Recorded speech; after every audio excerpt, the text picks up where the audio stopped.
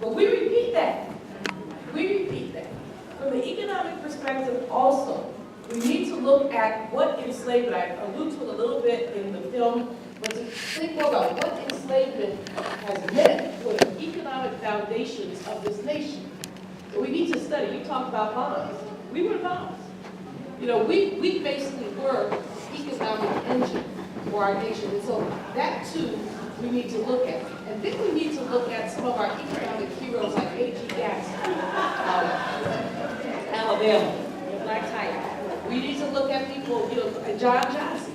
White folks were so evil, they would not lend a man money to start a magazine, but they would lend him money to go on vacation using his mama's furniture as collateral. However, even with that kind of evil, many of us were able to both accumulate and to develop fortunes. And today, with more people, with more degrees, and more so-called good sense, we basically don't have, essentially, the kind of sense that A.G. Jackson had, with a 7th grade education, who started out selling sandwiches to his fellow workers who were working in the mines. And that was the foundation of his wealth. He went on from that to own hotels, to own radio stations, to own a television station, to own an insurance company, to do some light manufacturing. So we really need to be extremely clear about that. And so when we know our economic history, when we understand our economic history, then we really do understand the contributions of our people and the strength of our people. You know, we never ever talked about HBCUs being in trouble until very recently. But our HBCUs were supported by sisters who were frying chickens, sisters who were baking pound cakes, and doing that kind of thing. And we never heard. In 1940, nobody would say, this college and that college and the other colleges in trouble and it might not survive. We had 105 HBCUs. I think now we have 102. And several are in trouble. And part of it is because of us. We don't support our institutions. But you know what? When I was president of Bennett College, people would call me, well, when I first went, black people said to me, why would you go to an HBCU? What's wrong with you? And I said, there's nothing wrong with me. I love black people. I mean, I wouldn't do all this work for white people. So, you know, I mean, there's too much work to do for white people. But I definitely do it for black people. Now, but some of the very Negroes who told me, why are you going to this HBCU? When they track a little child out, put out of wherever. Down the phone, Mount Bo, y'all have any room? I'm like, no. The white folks don't want them, I don't want them. And I didn't mean it like, I was sort of like, you didn't support me when I can't say, give me $1,000, you know you can't. Now you want your child to come to my school, then I said, well, they can come if they pay full tuition. Nobody wants to pay full tuition. But in any case, so I guess I can conclude with that, and basically saying that we have been economic actors. We have been successful economic actors. The act of self-emancipation is significant. People who purchase themselves is extremely significant. I always wish I could be a sociologist and go in the time machine to figure out who ran away, who purchased themselves, and who stayed. There are 3 kinds of enslaved people. Women were more likely to stay because they had children. A lot of folks stayed because they were just scared. You know, they were just plain old scared. And they probably had a right to be given what kind of things they had in mind for us. But you know, Minister Farrakhan told me once that I wouldn't have the spirit of a runaway slave. And I said, Brother Minister, would you prefer a stay-at-home slave? Just for the record. But you know, again, so when I mentioned John Parker in the film, John Parker was responsible for white people losing at least $1 million worth of property. If you value each enslaved person as about $1,000, and he got 900 people free. Think about that. So thank you.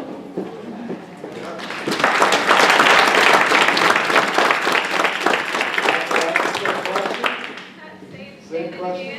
In relation to history, economically, what have we lost? So, Dr. Carmen, right? I'm an author, historian. I consider myself a human rights activist. I try. I'm sorry, all of a sudden started losing my voice. Okay. You sit too close to me. Not with mine. I know. Okay, so can you hear me now? Yes. All right.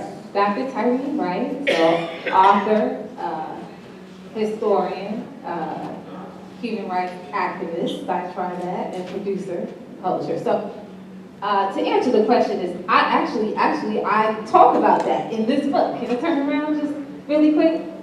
The sustainable model that was the Tuskegee model. And I'm just going to read one little thing right here. This is what we lost, okay? This is the kind of communities that we had. And I use Tuskegee as one of those models because what happens is that Washington perfects this model and attempts to export it throughout the African world. And so this is what an author, a journalist of the Chicago Record-Herald wrote about Tuskegee. He said, a school, Tuskegee is not a school in the ordinary sense of the word. It's a city in itself, a community that dominates a whole county. It's a great industrial plant with 40 trades and industries that consumes all its own products, that erects its own buildings, first by making its own bricks, that grows its own food and makes its own clothes, writes and prints its own textbooks, all by way of education. Wow. That's what we had. We had sustainable communities of our own, okay?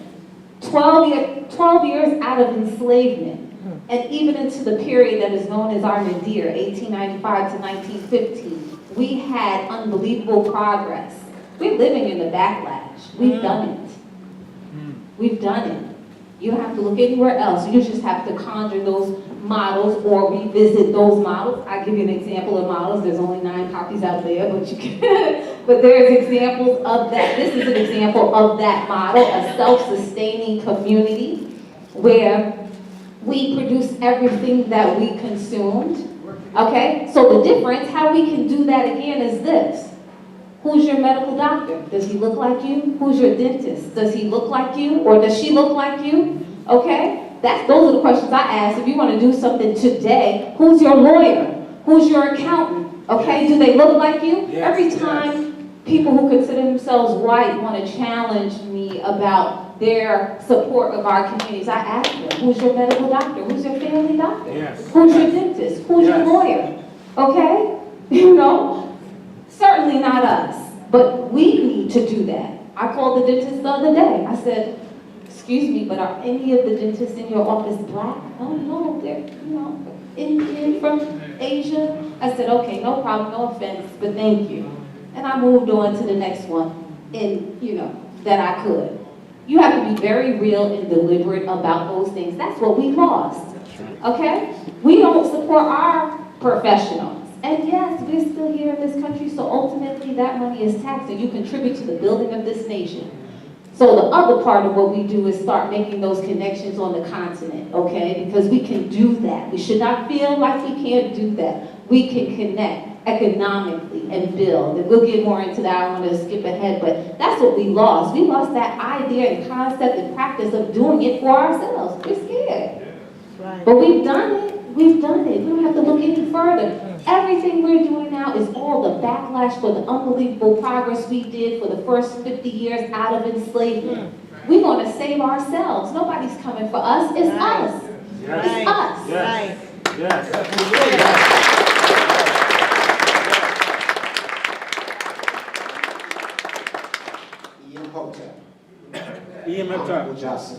I'm Fundishi, Jehutimas, Ka, and Haru, and Salim. And I'm going to come from a slightly different perspective. My background, I'm an Africologist, a historian, archaeologist, kinetologist, holistic healer, grandmaster in the martial arts. I want to say 2 things that I think we've lost. Number 1, we've lost our mind. That's number 1. That's it. 2, so that means if I give you something good, you can't do anything with it.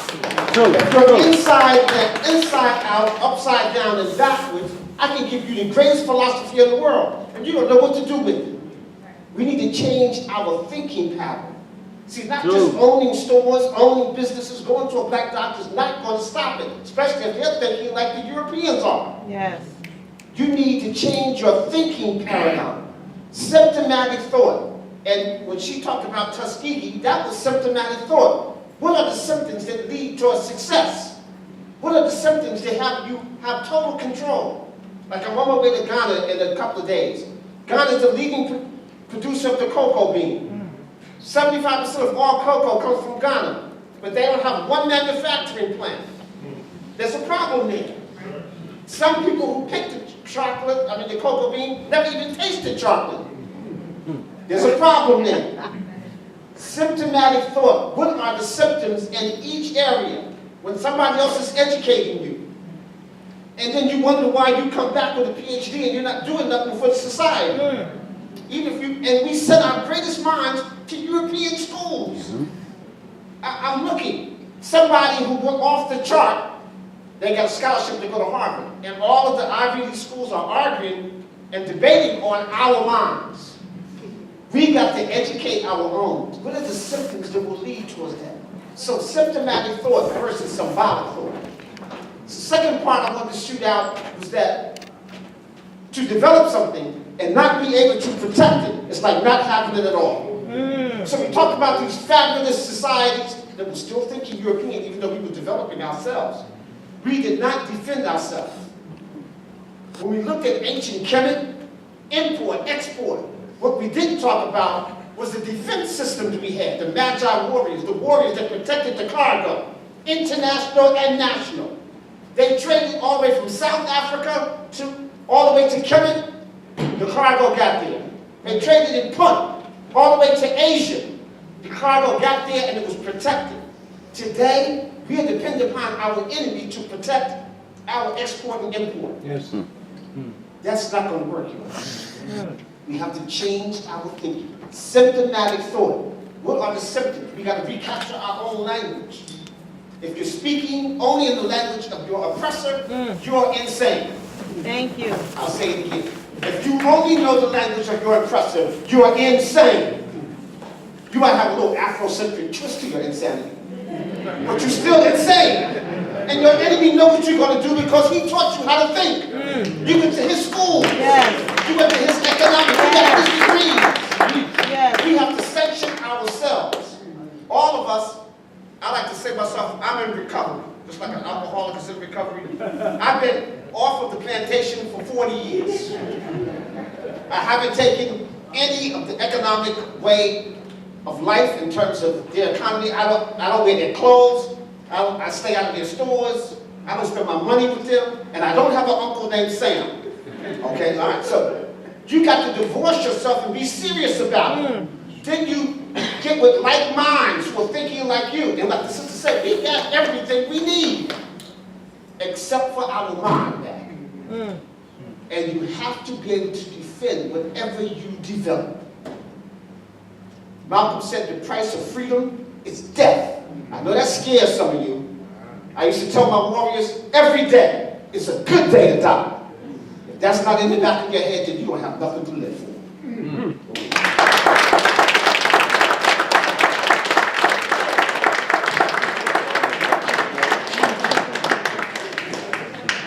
He talked about cocoa in Ghana. Brother Sinclair, can you stand up real quick? Yeah. I just want to give this brother a shout out. If you're talking about cocoa, this brother right here has a program.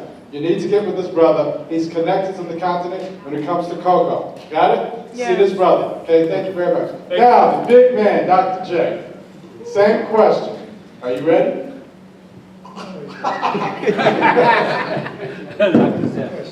The question is, economically, what have we lost? Historically, economically, today, what have we lost from the past? Say it in English, don't say it in French. Well, brother Taki told me that we have to get out of this place shortly. So there's no basis for me to begin a serious discussion of that question. However, since you are here and we have an obligation to lead you in the right direction, I'd like to add my 2 cents to that.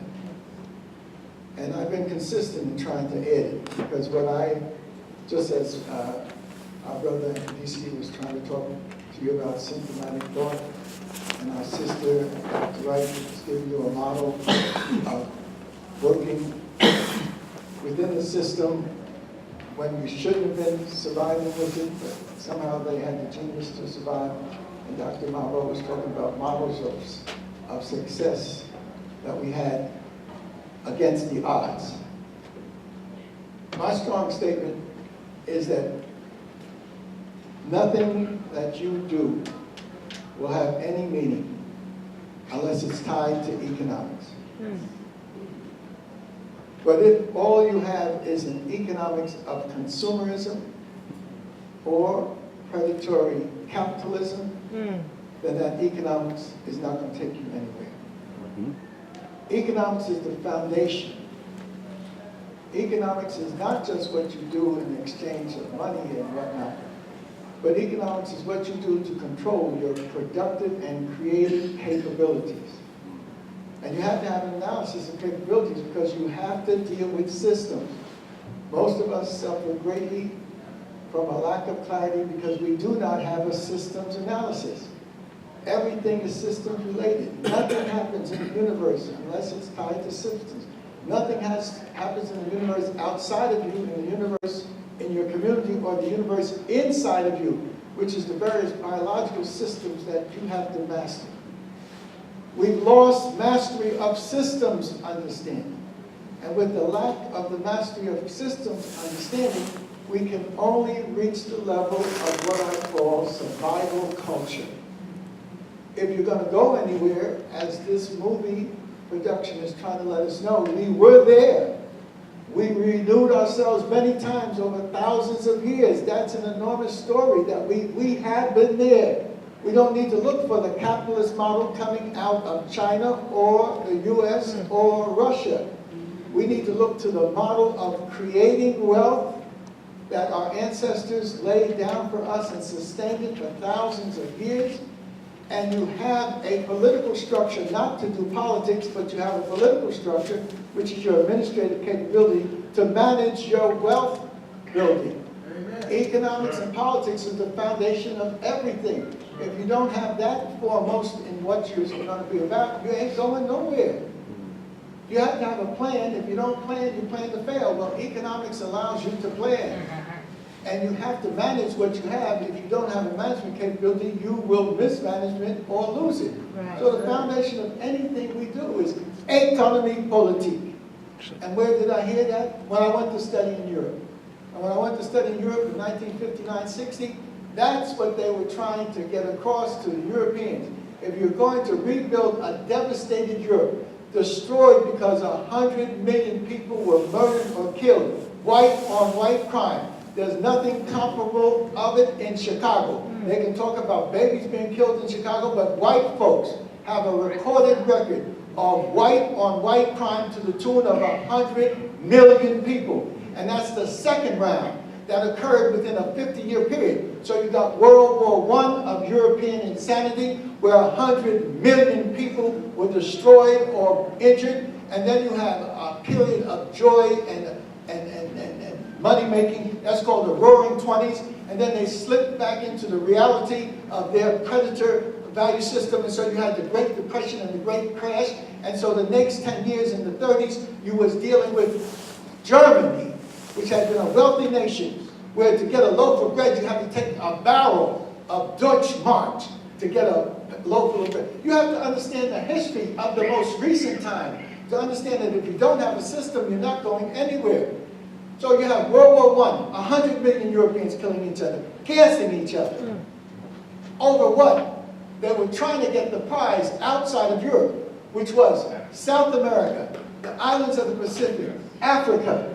The economic prize of Africa meant that they could put their system back together again. Another collapse. They mismanaged the world. And you go into World War II. It's not a question of Hitler. It's a question of understanding him as a manifestation of their economics. And his desire to produce a political system to manage the German mind insanity of controlling the world and being the best and the whitest of white people. There's a whole history that we don't get in these classes. I'm sitting as the only black person sitting in Switzerland. And I specifically chose Switzerland because I won a Rotary International Fellowship. They didn't think that the best student from Lafayette College was black. Well, I was black, so I got it. And when I went over there, I had a choice of going to Paris. I'm 80 years old now. Take 60 years old, a 20-year-old Len Jeffries. If I can keep my good looks at this late stage, you can imagine how I look like at 20 years old. And so I said, every man else having been raised with white folk, that I'm going to go to Paris. I ain't lost nothing on the Champs-Élysées. And I didn't lose anything in Pigalle. I don't need to have women stand in the doorway offering me treats. And so I went to the smallest part I could get in Europe, and that was Switzerland. And it was at that point that Europe was devastated with all of this destruction and death over a 50-year period, and a Great Depression, that they were putting their world back together again. And they started with economics. Dr. Malvo and others who are specialists in this understand that. They started in economics around coal and steel, the Ruhr Valley. They said they had been fighting over the Ruhr Valley, and now in order to get their prosperity back on track, they had to come up with a collective approach to the Ruhr Valley. England, France, and Germany have been fighting over the wealth of the Ruhr Valley, which has led to all of this destruction. So they came up with what they call the European Common Market. And the first thing in order to get together for the common market was economics. So I'm sitting in a class, observing all of this, with these bright youngsters from around the world. And Professor Jacquard, who was one of the great professors, Professor Oles, these are the Ribin, these are the three professors that were planning the common market. And they would come up, for example, Professor Ribin would say, no society should be so wasteful of their wealth that they could have a 100-day steel strike. Well, what nation had a 100-day steel strike? In 1959-60, it was America. And so when they were outlining this, that we were wasting the wealth, all of those couple hundred students there, because I always sat in the back, all of those couple hundred students started to turn around and look at me. I ain't had nothing to do with America. I'm a part of the African world. But they taught me a lesson. Coal and steel was supposed to be the foundation economically of the rebirth of Europe. But in order to make it work, you had to have a management system. The state governments that we now worship, America's democracy, and France, and this and that, these nations were created to manage the new economics, which was the various branches of capitalism that were coming out of the slave system. Monopoly capitalism is a later version, industrial capitalism, all the stuff that we have now. But you had a commercial capitalism. Sir Eric Lincoln wrote his PhD dissertation on capitalism and slavery. He had the right understanding because Harold Lasky was one of his great teachers. And these were socialists who were dealing with the economic understanding. Of course, they had nothing for Africa in terms of that, except to use Africa as well for the development of these European nationalities. But the key to what our people are trying to say is economics is the first principle. You've got to have it or you're not going anywhere. You have to have a management of the economics to make your economics make sense to you. But if you do not have culture, which is the third dynamic of thesis, antithesis, synthesis, if culture is not a part of your equation, the economics that you have will not be meaningfully serving your people. It will be predator economics or whatever version comes out of capitalism and communism. And if you do not have a politics that is a politics of the people, you will have a politics of persons and individuals and organizations not serving the larger masses. So culture makes a difference. African culture is in its essence socialistic. African communalism is socialism in the African way. And we need to read this. We were not supposed to have economics in a Marxist context because you can only reach a level of economic development in terms of industrialization if you have a predator proletariat process. And so Africa has missed that stage. There's no predator proletariat process in Africa. There's no working classes in the way that Marx and Lenin saw it, and that Stalin and others try to put it together. We have to look at our history, our world, our values, and we can do it. And we have the mentality to do it because the mind that is the mind of the human is ours. There's no European mind. There's no Asian mind. There's no Arab mind. The only mind and the only humanity that there is African humanity. And we use the genius of studying the laws of nature and the universe to create systems. So that's what you've got to go back to and understand. We have achieved, but we've achieved at the level of survival culture. To get ready for the 21st century and beyond, we have to go into developmental culture. That means that the wealth that is in Africa cannot be used by others and managed by Negroes who are just out to profit for themselves. It's what I call the Mobutu syndrome. You take a dumbass Negro who is a military man, who takes the Europeans and put them at the head of a nation called the Congo, which he became Zaire, and you let him ruin and exploit this process for 20 to 30 years. We need to study Mobutu, not in terms of a paralysis of analysis, but see how the system created him. He was a military man, and they used him as a military man, knowing that he had been brainwashed into their military to be the head of state. He didn't have any capability of being the head of state, but he had assistants. All these African leaders, as we look through the history and see them try to put these new states together, have what they call conseil technique in the French term. That means your technical council, the one that's really running the show. You're sitting there having a ministerial position and don't know what the hell is happening with the wealth of your nation. We are still tied down with this same leadership that is not being trained to develop for Africa. Well, Dr. J, well, you know so much, put your goods on the table. How the hell did you know so much? Because I left America, which was the dynamo of the world, and I went to Europe, and I found that the European father of America and mother of America were trying to recreate themselves. And what was they doing? They was trying to put the economic piece together, and then put the political piece together, which is the common market European government. They had the cultural piece. They already told the world that there's only one race of superior being, is white supremacy. So they didn't have to worry about the cultural piece. It was built into the German way of life, the French way of life, the Eastern European way of life, the Italian way of life, the Spanish way of life, the French way of life, the Dutch way of life, the Belgian way of life, the Swedish way of life, the Nordic. They have it built into their culture that they are the superior beings to rule this world. Truth has exploded on the world. And this is the Bible that lays out the truth, civilization and barbarism. And if you don't have it, you ain't going to go but so far in your analysis of system. Nobody masters systems more than someone called Sheikh Anta Diop. And this is the work that he left us as a legacy of that. And this was the culmination of his 30 to 40 year developing of the African mind. But the first book I got from Sheikh Anta Diop, and Spirit told me that you are in Europe and you're seeing what's going on. You need to get the hell out of here. Because everywhere I went, I was looking for a brotherhood and a sisterhood. And I saw these black people in Europe, in Switzerland. And I ran up to these suckers and said, brother, how you doing? Who are you? And he looked at me with a little grin, shitty grin on his face and said, Je suis français. I'm French. I'm looking at this brother, he's as black as the ace of spades. His lips are full, his nose is spread all over his face, his hair is tight, and he got a fat behind. And here he is telling me, so I said, he's crazy. He says there's craziness. So I said, let me find somebody else. I ran up to another brother. Brother, who are you? Where are you from? Je suis français. And he's as black as the other one. These were from Senegal, Mali, from Congo, from the various African nations, Togo, and whatnot.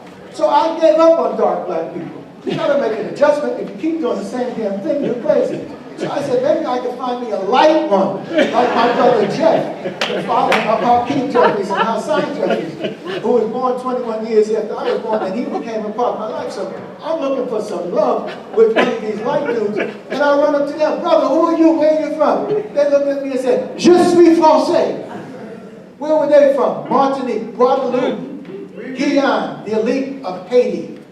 The African mind, which we thought was being developed to lead an African world and an African Renaissance and African Revolution, was already programmed to deliver Africa once again to the European system. So if we don't have a systems analysis that we have to go into, break with the Europeans, go into the ancient systems to see how we managed to develop economics linked up to the movement of the heavenly bodies, linked up to the flood of the Nile, how we developed political systems that wasn't just a political leader, you had to be trained. The boys talk about a talented dead. How the hell do you think Africans were able to produce civilization that lasted for thousands and thousands of years? Even after they failed, they grew back and they had a renaissance because they had a training process. the great schools of learning and these universities that are modeled after whatever the French and whatever the Germans and whatever the Americans produce are modeled after the African schools, where you did train a 10% of your population to be special, to be leaders, but to be leaders of what? Your spiritual development, to be leaders of what? You're hooking up with the laws of nature. You're leaders of what? To be hooked up with preparing for the generations yet to become. So we need to look at this whole thing in the African way, and that's why we need an African perspective. And when we do that, and when we Africanize our lives, even this Trump chump will be able to be moved out of the way.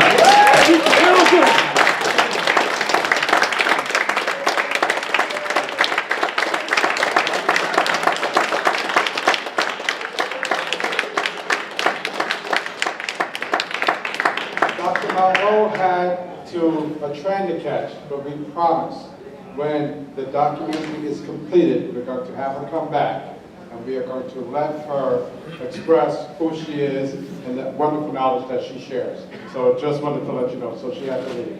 I'm going to ask another question. One question, and then we're going to start taking questions from the audience.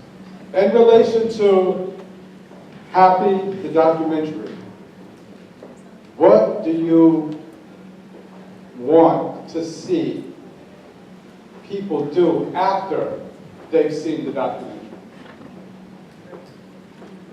In relation to the documentary. So I've seen it. What do you think we should do? What pieces should we put in place after we've seen the documentary? And I'm not going to go to Dr. J first. Our brother in Pradeshi, I'm going to go to you first. Dr. J. If y'all keep messing with the ancestors and the elders, y'all gonna be in trouble. Now, I haven't been asked by the Creator to hang around here for 80 years for nothing. Y'all disrespect, y'all gonna have trouble. Because when I get up to the pearly gates and the book of deeds is read and Tahuti and whatnot is checking your asses out, I said they sat there at the Black Theater in Jamaica and just pull like hell to get here and give them a few words of wisdom, and y'all gonna make me feel like an ass. No, I know who I am. So forget it. I'll make my contribution when I'm ready, and let's continue with the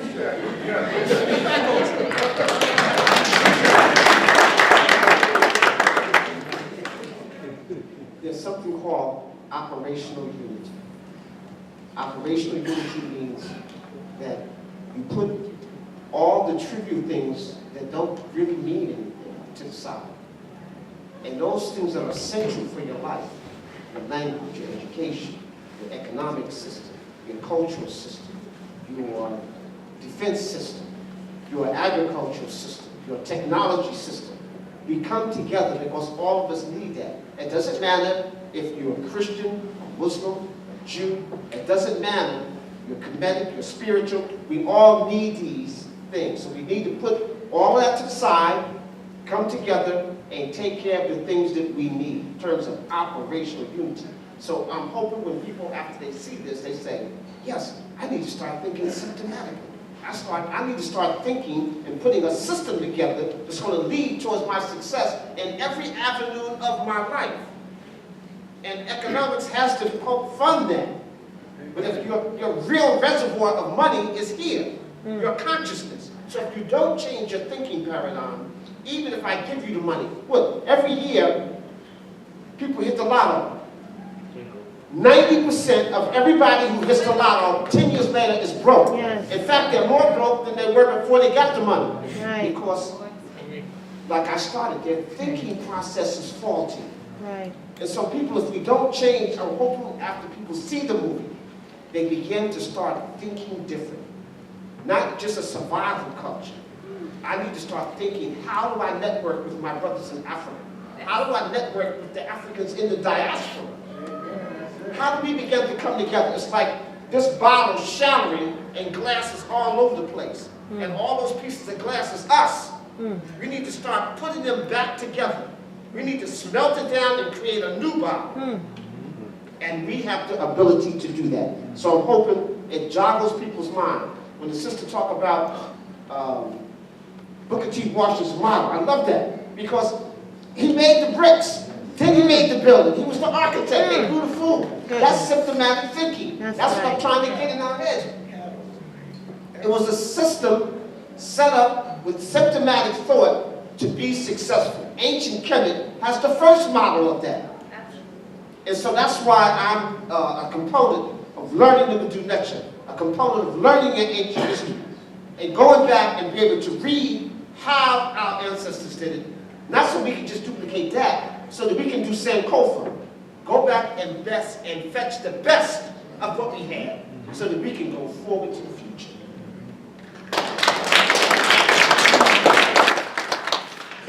Brothers and sisters, first of all, I'm not going to apologize for being late. I had another responsibility, which was not on Jamaica Avenue, but was in my home village, North New Jersey. And the Masonic institutions came together to hear a message from me, the likes of which they had never heard before. And so they say, we want you to come back. Somebody's got to let us know what this is all about. They've been bamboozled into the Scottish rites and all kinds of other things. And I'm talking about the real learning that comes from the great schools of knowledge that are there. The ruins are there for you to see in the Nile Valley. Not only in Egypt, but go south into islands. Brother Taki, and let's give him an acknowledgement and a round of applause. Brother Taki, I have to thank you for taking me from the north, but you need to know that this brother we all go to the Nile. We follow Dr. Ben. And even people try to follow Dr. Ben to the Sudan and got lost in the desert. Yes, but luckily there's nothing but desert, so they finally got found. But at any rate, Taki took me to the Giza Plateau. And Epidicius had to give you the names of the Sphinx and all the other things. He's got that down. And he's correct. You've got to understand the culture.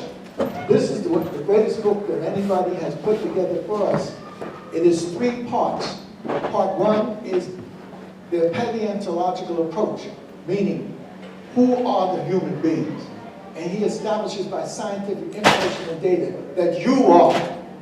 And Glover's law, mammals in the sun develop melanin to resist the ultraviolet rays of the sun. That's a clear reason why you couldn't have blonde-haired white folks in the sun valleys of the world producing civilization and culture. He establishes that in the first 100 pages.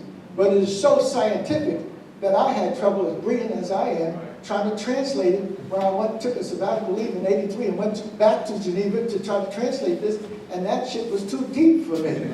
I had to do a whole learning process. I had to get all kinds of books. And then luckily the Creator and the ancestors saved me, because it was a struggle in South Africa. I was with the World Council of Churches, and this is when Steve Biko and all our Queen Mother, Winnie, were doing their thing, and Nelson was breaking bricks in Robbins Island. And so there was a struggle that came to the World Bodies of Churches, and I said the World Bodies of Churches is not doing enough to help the struggle in South Africa. And so the head of the World Body of Churches was Professor Scobie's buddy, childhood buddy, Dr. Philip Potter. And Dr. Philip Potter said, Dr. Jeffries, if we're not doing enough in helping the struggle in South Africa, I'm going to put you in charge of a task force so that you can help the world churches to deliver for the struggle in South Africa. And boy, I almost wet my pants, because that saved me. I was sinking with this brilliant work. There's no way in hell I could have gotten through with all the scientific. Diep in the first 100 pages is not speaking to you or I. He's speaking to the whole tradition of science that the Europeans developed.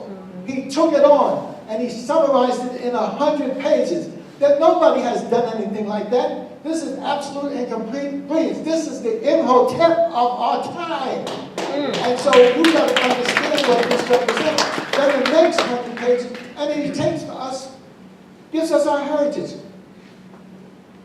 African heritage goes back even past Dankanesh, which is the find in Ethiopia that they refer to as Lucy. And that goes back almost 3.8 million years, almost 4 million years. So we know that Africans were walking and taking care of business that long. So there is an African origin of humankind millions of years ago, not 6,000. millions of years ago. If you want to talk about a date, talk about 6 million years ago. Africans emerged, early African. And then early African evolved into the later African. So modern large brain humanity is part 2 of the upswing, where he talks about the evolution of society. And that evolution is in Africa just like the origin is in Africa. And he talks about putting the economics, politics, and culture together 200,000 years ago for modern humankind. That's African, as well as the origin millions of years ago is African, as well as the last 100 pages is the African contribution to modern society and science and philosophy. That's dealing with the last 10,000 years. That's the Nile Valley civilization that you see in Hapi. But there's a whole culture and knowledge bank that you got to tap into that goes beyond the Nile Valley. And then you can't stay in Kemet. You got to go to the Sudan. And you got to deal with what was developed in the Sudan. Then you got to go to the highlands of Ethiopia and see that context. This is what this brother did. Now, the smallest chapter is just a 40-page chapter. And what is that on? Not history, not paleontology, not Egyptology. That 40-year chapter is on culture. If you do not know your culture, if you do not speak your languages, if you do not know the values of your language and your culture, nothing you can do will move you where you need to go. What will happen after this bill? They'll try to block it. They'll find weaknesses in it. What should happen is we should have a place like this packed, as if there was a rock concert. Yes. But we have us. So we're the chosen ones to begin the movement. And to make sure we start reaching out first and foremost to our own immediate relationships, and then to our families, then to our communities, then to our institutions. Black lives don't matter. That ain't a damn thing about black lives that matter. Just like that Wall Street thing don't matter. What matters is African lives. And if you don't Africanize your life, you ain't going nowhere.